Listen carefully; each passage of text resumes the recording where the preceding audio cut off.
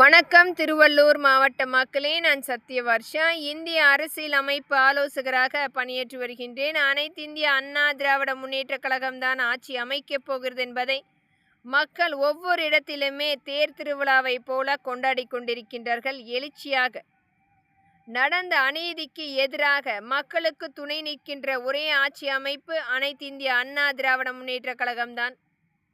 இங்கு ஒவ்வொரு இடத்திலுமே மக்கள் வாக்களிப்பதற்காக, ஆட்சி அமைப்புக்காக காத்து கொண்டிருக்கின்றார்கள்.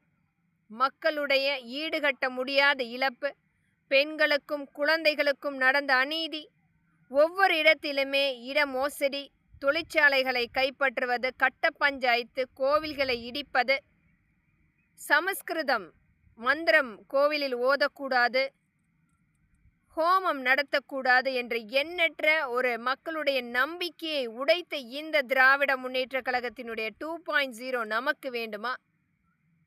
இன்று ஒவ்வொரு இடத்திலுமே மத்திய அரசை குறை சொல்லிக் கொண்டிருக்கும் இந்த திராவிட முன்னேற்ற கழகம், மத்திய அரசு ஒவ்வொரு இடத்திலுமே மக்களுடைய நம்பிக்கைக்குரிய வழிபாடு, அனைத்து மக்களையுமே ஆதரிக்கக்கூடிய, அவர்களுடைய உரிமைகளை பெற்றுத்தர வேண்டும் என்று அனைத்து வகையிலுமே திட்டங்களாக கொண்டு வந்து நமக்கு கொடுக்கின்ற அந்த பணத்தை கூட இந்த திராவிட முன்னேற்ற கழகம் எடுத்து வைத்து கொண்டு எதுக்கெடுத்தாலும் மத்திய அரசினுடைய ஒரு மிகப்பெரிய குற்றச்சாட்டை எடுத்து வைத்து கொண்டிருக்கிறது.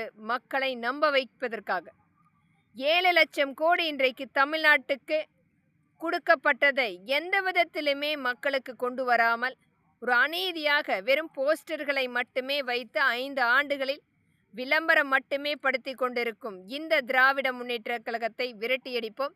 தினமும் 4 கோடி ரூபாய் மக்களுடைய வரி பணத்தை எடுத்து விளம்பரம் செய்ததுக்கு முறையான விசாரணை கமிஷன் கண்டிப்பாக எடுக்க வேண்டும்.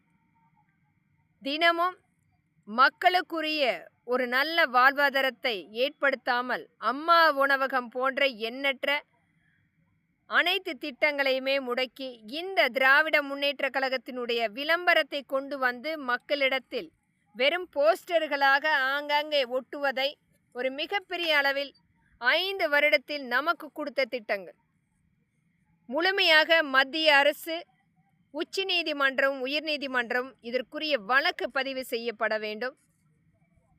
ஒரு முறையற்ற விளம்பரங்கள் இன்றைக்கு இவர்களுடைய கட்சி விளம்பரத்துக்காக அரசினுடைய பணத்தை எடுத்து செலவழித்ததுக்கும் மற்றும் தேர்தல் வரும் சூழ்நிலையை பார்த்து இவர்கள் மக்களுக்கு கொடுத்த அந்த 5000 ரூபாய் மற்றும் இவர்களுடைய இந்த குடும்பம்